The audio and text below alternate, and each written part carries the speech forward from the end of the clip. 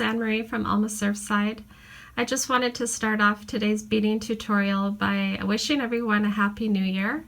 Happy 2024. I'm filming actually on New Year's Day, so I had a late night watching the New Year's celebrations in New York City with CNN and with Ryan Seacrest. So anyways, I just wanted to welcome you guys back to another beading tutorial. For those of you who don't know me, I have an Etsy shop called Almost Surfside where I sell surf and beach inspired jewelry.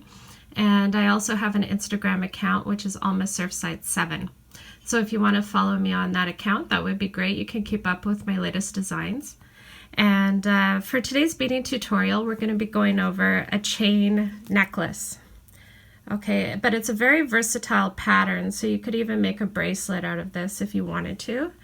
I decided to make an extra long necklace using this repeated pattern because I felt that I didn't have enough long necklaces in my collection, and this is the type of thing where a chunky necklace I think looks really good when it's a lot longer. And I also did a black version, so this is an all black version. And I thought this would look really great with an all black outfit.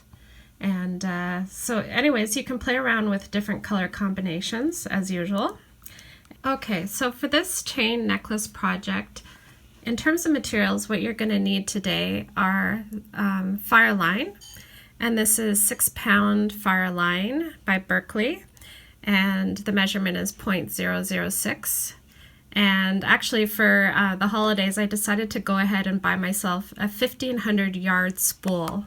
So you can see how big this is. I felt it was well worth it. I found it on Amazon, the Canadian version of Amazon, and it cost me approximately $190 in order to get this. But I felt it was worth the investment because previously I was buying these small spools of 125 yards.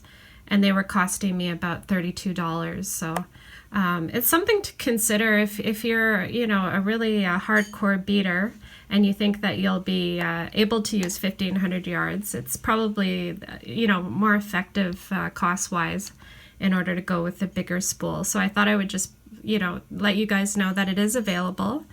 And yeah, it is a big investment, but I think it'll pay off in the long run. And the second supply that you'll need is bugle beads.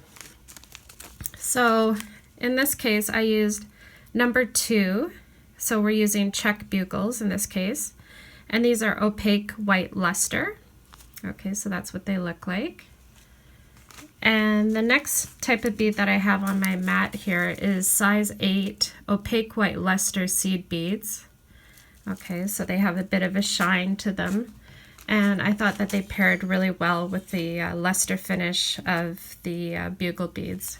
So that's something you're going to want to think about before you choose your materials is, whether or not the finishes match and the look that you're trying to achieve.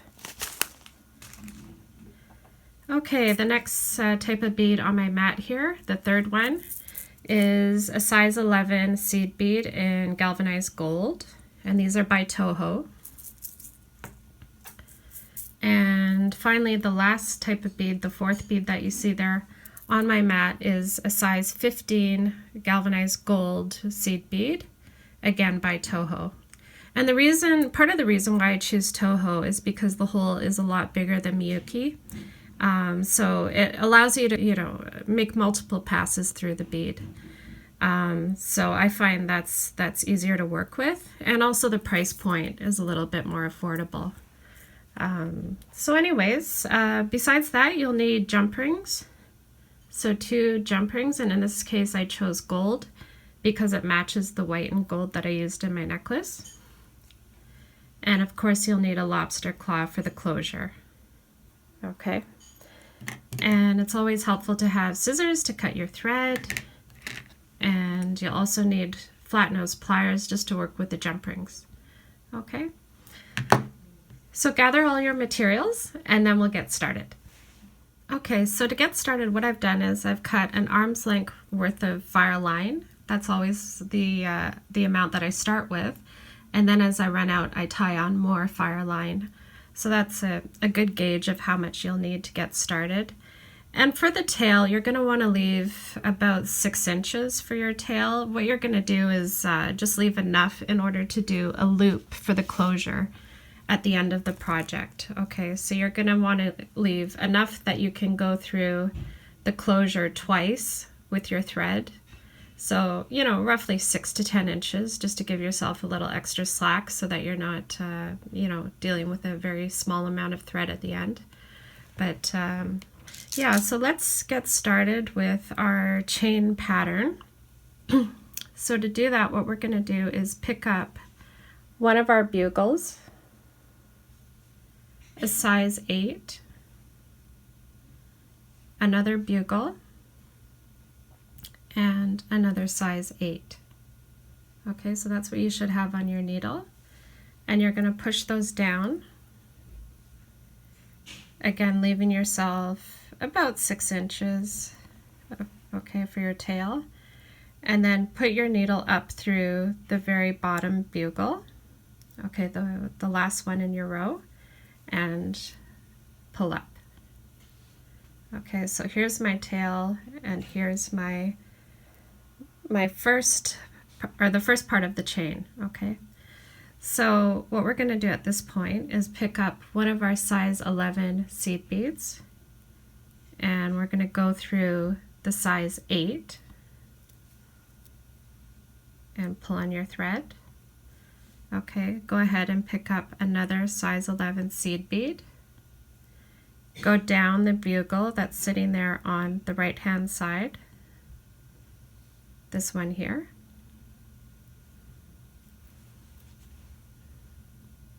Pull down on your thread. Okay, so we're just filling in the gaps. You can rotate your piece so that the gold beads are sitting there at the bottom, and I'm coming out here on the left hand side. I'm going to pick up another size 11 seed bead, and I'm going to go through the size 8 in the center, pull through, pick up another size 11, go down the bugle sitting there on the right,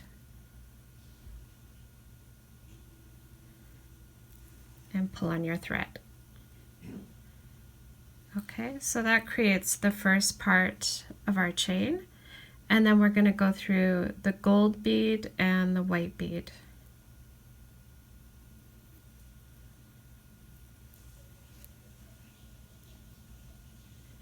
Okay, so now we're ready to pick up one size 15 bead in gold,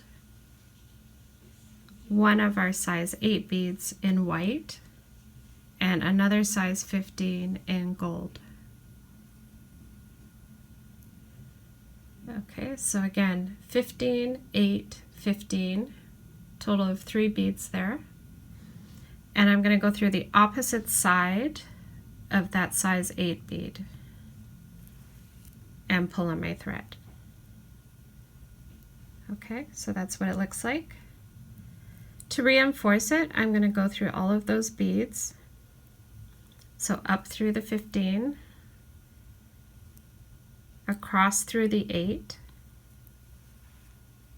down through the 15, back through the 8 there at the bottom. Okay, and then I'm going to step up again. So going through the 15 on the right, and then the size 8 that's sitting there in the center. Okay, so that's what you should have. Let's go through that once more. So I'm going to pick up one bugle, a size 8, another bugle, and that's all you need at this point because we already have the size 8 that's on our thread. Okay, so I'm going to go through the opposite side of the size 8, pull through, and that's what's setting us up for the next chain link. Okay, I'm going to pick up a size 11 and I'm going to insert it up through the bugle sitting there on the left hand side. Okay, pick up another size 11. Go through the center bead, which is a size 8.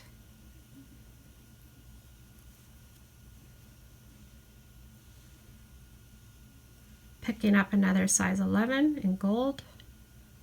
I'm going to go down the bugle on the right hand side. Pull down on my thread. Pick up another 11. Go through the size 8 sitting in the center and pull. Okay, so that's the second link in our chain. And then I have to get back up to the top, so I'm going to go through the beads sitting there on the left.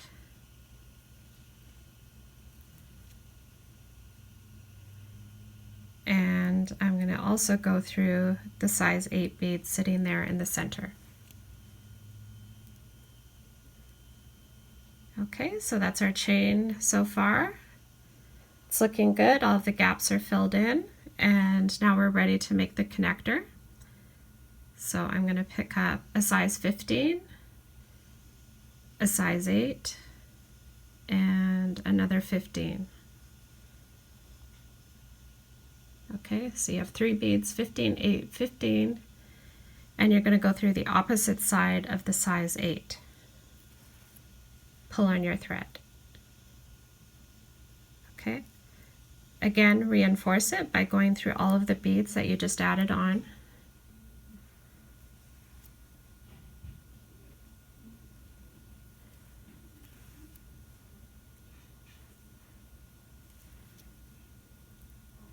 And back through the size 8 bead in the center. Okay. And now I'm ready to do another link, so I'm going to pick up one of my bugles, one of my size 8 beads, and another bugle. Okay, so bugle, size 8, bugle. Go through the opposite side of that size 8 bead. Okay, and then we're going to fill in the gaps by picking up a size 11 and weaving our way around that link. Okay, so going up the left side first.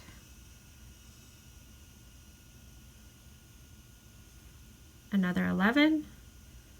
Going through the center bead. Okay, another size 11. I'm going to go down the right hand side.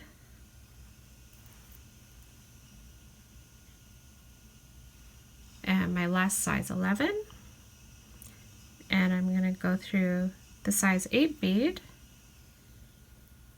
Okay, and then I'm going to climb up to the top by going up the left hand side here to get my needle in position for the connector, and then of course another link.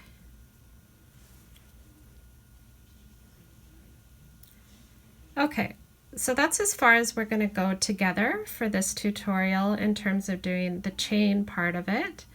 Because the pattern repeats, you can just, go back in the video if you need me to repeat any of those steps, but I think it's pretty straightforward. A very easy project. It works up very, very quickly. The long necklace, I thought it would take me, quite a bit of time, but it really didn't take long at all because it's such easy steps, and you can get through it pretty quickly. So you can make multiple of these chain necklaces or bracelets, or you could even do an earring actually. I think that would work out as well. So yeah, what I'll do is I'll walk you through the closure, and then you can come back to the video when you're finished your piece, and you can finish it off with some seed beads. Okay, so let me get my other necklace out and I'll show you how to finish it off. Okay, so once you reach the end of your chain and you're happy with the length, what you're going to want to do is make sure your needle is coming out of the size 8 bead that's sitting there in the center of your link. And you can use size 15 or size 11s to finish off your piece. In this case, I'm going to use the 15s. So I like to use 7 when I finish a piece. 7 works out well because you know, there's an even number on each side of your loop. So let's see. So we have 2, 4, 6, 7. I'm going to push those down, and I'm going to go through the opposite side of that bead sitting there in the center. Okay, we're just going to create a simple loop. That's what it looks like. And then I'm going to reinforce it by going through all of the beads that I just added on.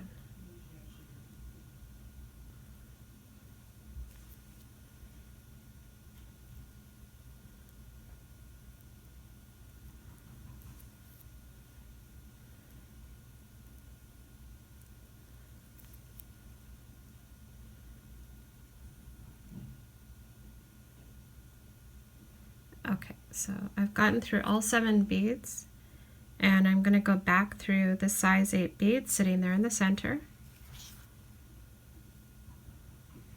Okay, that's what your closure should look like. It should have 1 bead sitting up there at the top and then 3 on each side, which helps it make it look more even, okay, and balanced, which is why we chose 7. If you wanted to use size 11 beads, I would recommend using 5 rather than 7. And that's what I used on my black piece. So that's the difference, right? If you're using a larger bead, all you need is about 5. And you have 2 on each side and then 1 there at the top. Okay. So now that I'm done the loop, what I need to do is tie off my thread. So I'm coming out of the size 8, and I'm going to go down the 11 sitting there on the outside. Okay, and at this point I can do a knot by going on the inside of my link and then creating a knot and making sure that it sits right there on the outside. Okay. So that's nice and tight, and I can go through the bugle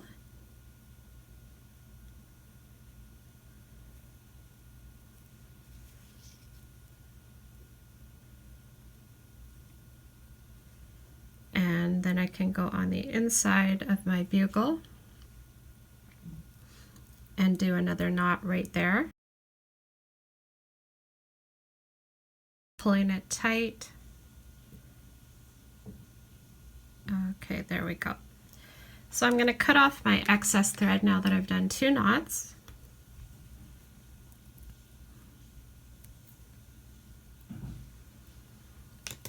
And I'm going to pick up my flat nose pliers right here. And I've already done the loop on the other side of my chain, so it's ready to go. I'm going to insert the jump ring into the closure. And I'm also going to add my lobster claw, close it up, and then on the other side, I'm going to open up the other jump ring, insert it into the loop, and close it up. And there you have it. So that's the final project there. There we go. That's the clasp. Okay. So anyways, I hope you really enjoyed following this tutorial along with me. I really enjoyed coming up with this design, and it's super easy and basic, and it's a great project for beginners. So if you know of other beaders who are just starting out, this is a great project to get them started, and you know, it's not complicated in any way, shape, or form. And yeah, I just think it looks very elegant. I love the gold and the white together. That's always a classic. And it's a great way to use up your bugle beads as well, because I know a lot of us have, you know, an excess amount of bugle beads in our collection. So, you know, especially if you make a longer necklace, you can use up quite a few of your materials. So it's great for that as well. Anyways, thanks so much for watching, and I look forward to doing a lot more beading tutorials in 2024.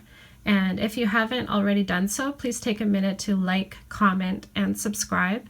I really appreciate all of you for following me and keeping up with my latest designs.